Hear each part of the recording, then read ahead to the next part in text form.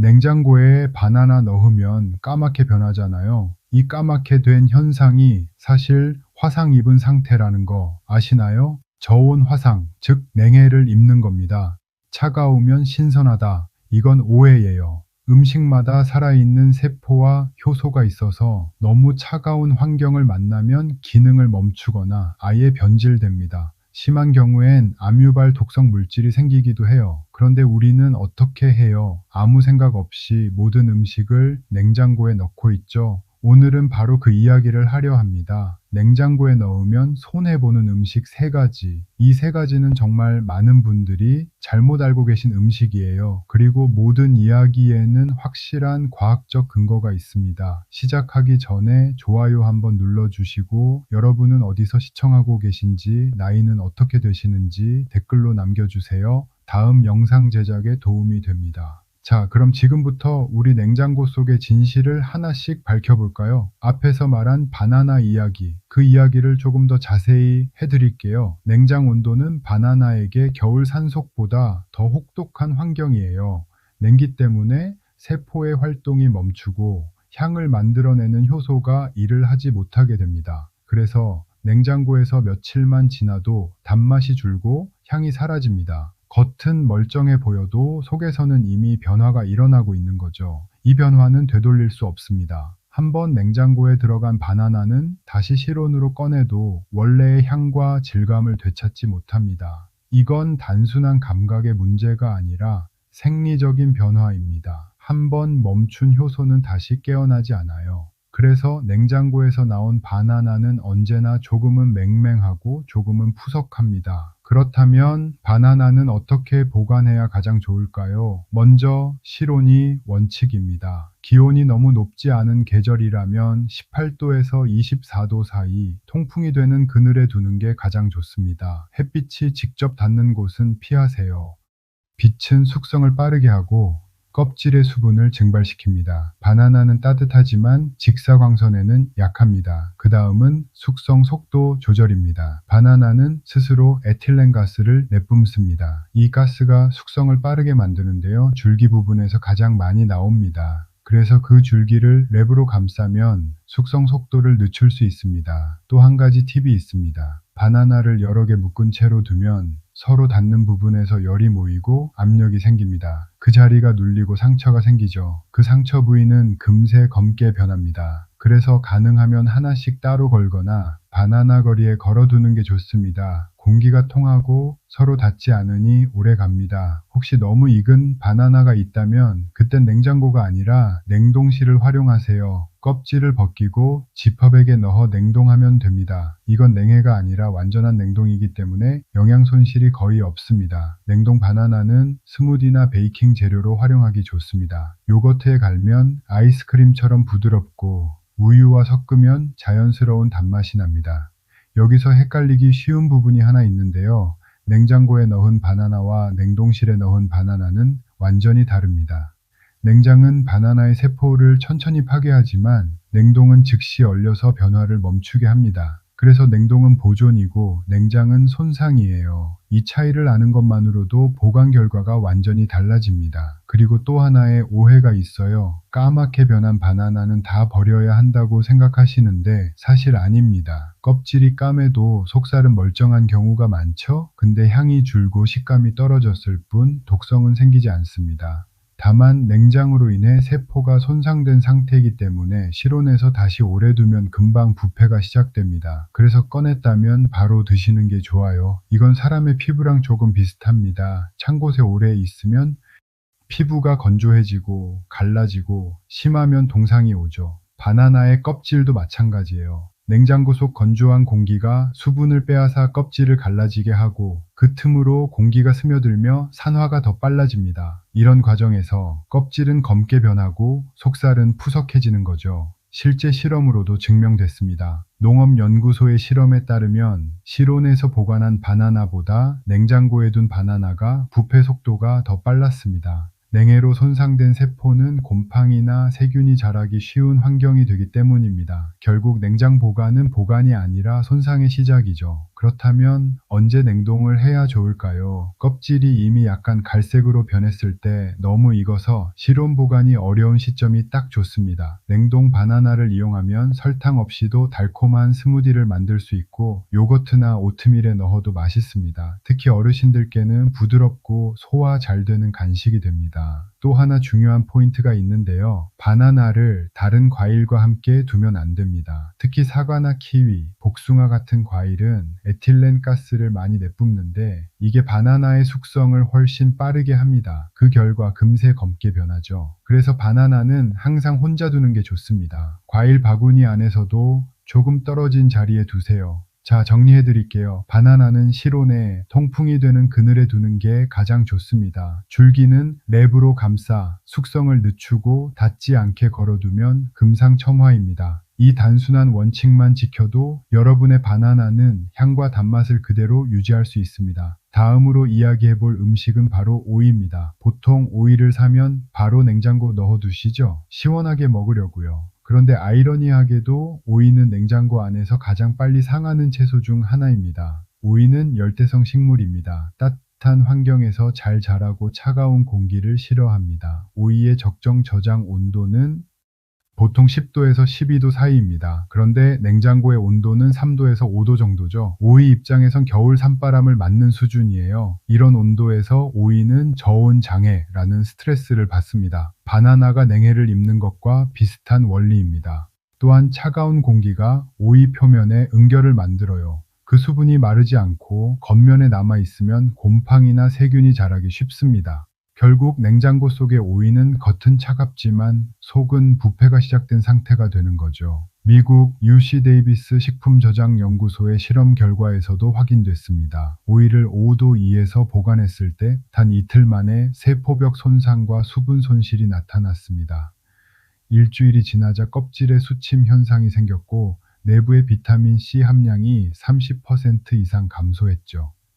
즉, 차가운 환경이 신선함을 지켜주는 게 아니라 오히려 영양소를 파괴하는 셈입니다. 게다가 오이는 수분이 95% 이상이잖아요. 그래서 온도 변화에 가장 민감한 채소이기도 합니다. 찬 공기를 맞으면 세포 사이의 수분이 얼었다 녹으면서 미세한 균열이 생기고 그 틈으로 산소가 들어가 산화가 시작됩니다. 그럼 표면은 변색되고 속살은 흐물흐물해지는 거예요. 이건 부패의 시작입니다. 오이를 냉장고에 오래 두면 그렇게 무른 부분부터 점점 썩기 시작하는 겁니다. 이렇게 보면 냉장 보관이 안전하지 않다는 게 이해되죠. 그렇다면 오이는 어떻게 보관해야 좋을까요? 먼저 냉장고 안에서도 가장 따뜻한 칸을 이용하세요. 냉장고 문 쪽 선반이나 야채 칸의 상단이 좋습니다. 온도가 비교적 높기 때문이에요. 오이를 보관할 때는 신문지나 키친타월로 하나씩 감싸두는 게 좋습니다. 이렇게 하면 냉기의 직접적인 접촉을 막고 습기를 조절해 줍니다.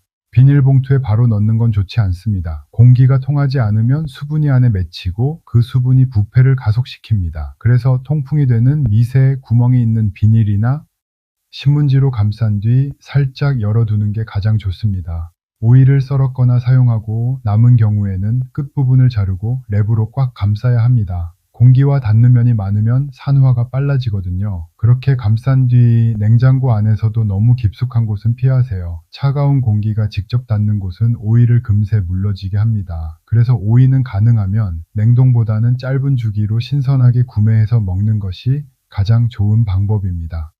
또 한 가지, 오이를 다른 채소와 함께 두는 것도 주의해야 합니다. 오이는 에틸렌 가스에 약한 식물입니다.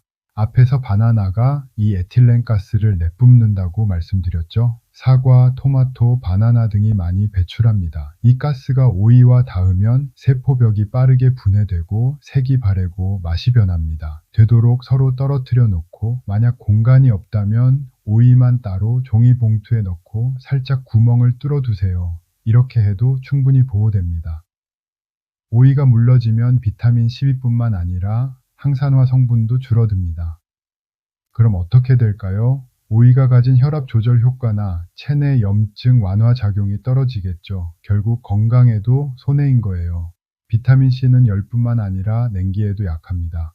온도가 너무 낮으면 세포 안에서 비타민이 파괴되기 시작합니다. 그래서 냉장 보관 후 꺼낸 오이의 비타민 C 함량이 실온 보관보다 훨씬 낮은 겁니다. 그리고 냉장고의 건조한 공기가 오이의 수분을 빼앗습니다. 오이는 수분이 생명인데 그 수분이 빠지면 식감도 맛도 사라지겠죠. 결국 오이는 냉장보다 실온에 더 잘 어울리는 채소입니다. 단 실온에서도 너무 따뜻하거나 햇빛이 강한 곳은 피해야 합니다. 25도 이상이 되면 오히려 수분이 증발하고 쉽게 시들어요. 가장 좋은 방법은 베란다나 주방 구석, 통풍이 되는 그늘에 두는 겁니다. 신문지로 가볍게 감싸면 3일 정도는 싱싱하게 유지됩니다. 오이를 대량으로 샀다면 먹을 만큼만 실온에 두고 나머지는 신문지에 싸서 냉장고의 문쪽 선반에 두세요. 그 정도 온도는 오이에게 큰 스트레스를 주지 않습니다. 오늘부터 오이 냉장고 대신 그늘로 옮겨보세요. 그 차이를 직접 느끼게 되실 겁니다.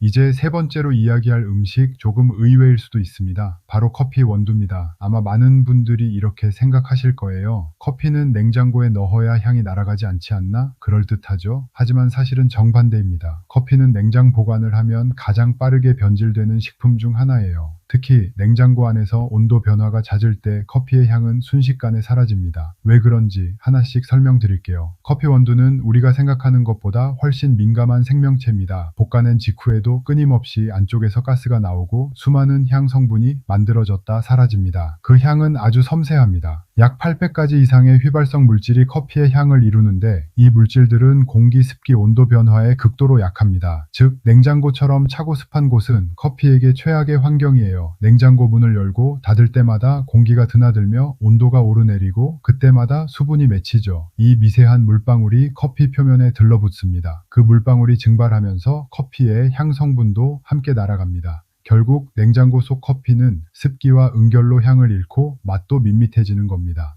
더 심각한 건 냄새입니다. 커피 원두는 강력한 탈취력을 가지고 있습니다. 냉장고 속 음식 냄새를 모두 흡수해버려요. 김치, 마늘, 생선 그 어떤 냄새든 다 가져옵니다. 그래서 냉장고에 넣은 커피를 갈아보면 커피 향보다 다른 냄새가 먼저 납니다. 이건 단순한 감각의 문제가 아니라 화학적인 현상이에요. 커피 기름층의 분자가 냉장고 속의 휘발성 냄새 분자를 흡착하기 때문입니다. 그렇게 냄새가 섞이면 커피 본래의 아로마는 사라지고 씁쓸하고 탁한 향만 남습니다. 이건 전문 바리스타들도 가장 경계하는 일입니다.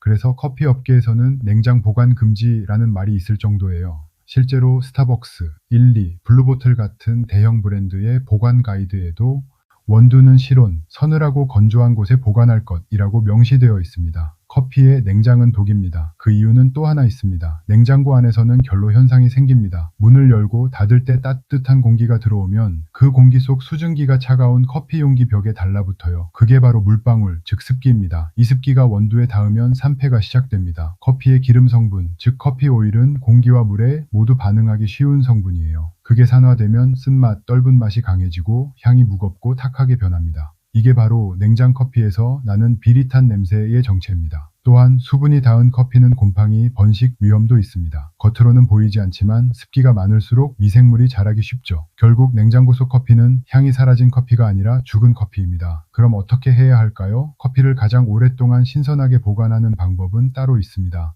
첫째, 실온 보관입니다. 단, 직사광선은 절대 피해야 합니다. 햇빛은 온도를 높이고 커피 기름을 산화시킵니다. 그래서 통풍이 되는 어두운 곳, 예를 들어 찬장 안이나 선반 안쪽이 좋습니다. 둘째, 밀폐가 핵심입니다. 공기 중의 산소가 커피 오일과 반응해서 산패를 일으키기 때문이에요. 그래서 밀폐 용기나 진공 용기를 사용하세요. 유리병은 향은 막지만 빛은 막지 못합니다. 따라서 불투명한 용기 혹은 스테인리스 보관통이 좋습니다. 그리고 냉장보다는 항상 온도 일정한 곳이 좋습니다. 온도 변화가 적을수록 커피의 향 성분이 안정적으로 유지됩니다. 셋째, 양 조절이에요. 커피는 시간이 지날수록 산화됩니다. 한 번에 많은 양을 사서 두기보다 2주 안에 마실 분량만 구입하는 게 좋습니다. 원두를 통째로 보관하고 갈아 쓰는 게 가장 이상적입니다. 분쇄된 커피는 표면적이 넓어 공기와 닿는 부분이 많기 때문에 훨씬 빠르게 산화하거든요. 혹시 그래도 냉장해야 오래가죠? 이렇게 물으시는 분들도 있어요. 사실 예외는 있습니다. 장기 보관이 정말 필요하다면 냉장이 아니라 냉동입니다. 단, 조건이 있습니다. 먼저 완전히 밀폐해야 합니다. 공기, 습기, 냄새가 들어갈 틈이 없어야 합니다. 진공 포장된 원두라면 괜찮습니다. 그리고 소분 보관이 원칙입니다. 한번 냉동했다 꺼낸 커피를 다시 냉동하는 건 절대 금물입니다. 그때 생긴 결로가 곰팡이와 산패를 일으킵니다. 냉동 커피는 마시기 30분 전에 꺼내서 실온에서 해동하면 됩니다. 바로 분쇄하지 마세요. 온도차로 인해 커피 분말이 덩어리질 수 있습니다. 이 모든 과정을 보면 결국 커피는 온도보다 습도에 더 민감하다는 걸 알 수 있죠. 냉장고 안에 찬 공기보다 그 속에 갇힌 습기가 커피를 더 빨리 망가뜨립니다. 또 하나 흥미로운 사실이 있습니다. 커피의 향 성분 중에는 디메틸설파이드와 2페닐에탄올이라는 분자들이 있습니다. 이 두 가지는 향의 핵심인데 냉장 온도에서는 분자의 운동이 느려지고 휘발이 억제됩니다. 즉, 향이 나지 않습니다. 냉장고 속에서 커피 향이 약해진 이유는 단순히 날아갔기 때문이 아니라 분자 운동이 멈췄기 때문이에요. 그러니까 냉장고 안에서는 커피가 잠든 상태가 되는 겁니다. 문제는 그 향이 깨어날 때쯤이면 이미 다른 냄새와 습기를 흡수한 뒤죠. 그래서 냉장 보관 커피는 향이 아니라 잡냄새와 쓴맛만 남게 됩니다. 이건 과학적으로도 완벽하게 설명됩니다. 커피 향의 대부분은 온도가 떨어지면 결국 향이 퍼지지 못합니다. 즉, 냉장고에 넣는 순간 커피의 향은 스스로 문을 닫는 셈이에요. 그래서 커피는 냉장보다 실온, 그리고 무엇보다 밀폐가 생명입니다. 커피를 잘 보관하면 맛이 달라집니다. 향이 살아있고 쓴맛이 줄어들어요. 심지어 카페인이 안정적으로 유지돼 몸의 부담도 덜합니다. 한 잔의 커피가 주는 여유, 그건 향에서 시작됩니다. 그 향을 지키는 방법은 단순합니다. 냉장고 문을 닫고 커피를 꺼내 찬장 안에 두는 것. 냉장고는 시원하지만 커피에게는 차가운 감옥입니다. 그 안에서 향은 사라지고 기억만 남습니다. 실온의 어두운 찬장, 밀폐된 병 안에서 커피는 오히려 오래 숨을 쉽니다. 그 향은 시간과 함께 깊어지고 맛은 부드러워집니다. 작은 습관 하나가 매일 마시는 커피의 품질을 완전히 바꿉니다. 냉장 대신 밀폐, 시원함 대신 건조함. 이 두 가지를 기억하세요. 오늘 아침 커피를 마시기 전에 한번 냉장고를 열어보세요. 그 안에 커피가 있다면 지금 바로 꺼내 찬장으로 옮겨두세요. 그게 진짜 커피를 아끼는 방법이고 커피 향을 사랑하는 첫걸음입니다. 오늘 이렇게 냉장고에 넣어두면 오히려 손해보는 음식 3가지를 알아보았는데요. 오늘 이야기 어떠셨나요? 냉장고는 분명 인류가 만든 위대한 발명품입니다. 하지만 동시에 잘못 사용하면 음식을 망치는 도구가 되기도 합니다. 문제는 냉장고가 나쁜 게 아니라 우리가 그 특성을 모르고 쓰는 데 있습니다. 음식마다 숨 쉬는 방식이 다르고 온도에 반응하는 방식이 다르죠. 그걸 이해하지 못한 채 모든 걸 한 곳에 넣어버리면 결국 손해를 보는 건 우리 몸입니다. 음식의 향이 사라지고 영양이 떨어지고 몸속으로 들어가는 힘이 약해집니다. 냉장고에 넣으면 오래 간다는 생각 이젠 조금 바꿔야 합니다. 바나나는 따뜻한 곳에서 자란 과일이니까 따뜻한 곳에서 쉬게 해주고 오이는 물이 많은 채소니까 너무 차가운 곳을 피해야 합니다. 커피는 향으로 숨쉬니까 공기와 냄새가 없는 곳에서 조용히 쉬게 해야 합니다. 이건 단순한 보관법이 아니라 음식과의 관계입니다. 우리가 음식을 대하는 태도가 곧 건강을 결정합니다. 냉장고의 문을 열기 전에 한 번만 생각해 보세요. 이 음식이 진짜로 차가운 곳을 좋아할까? 그 한 번의 생각이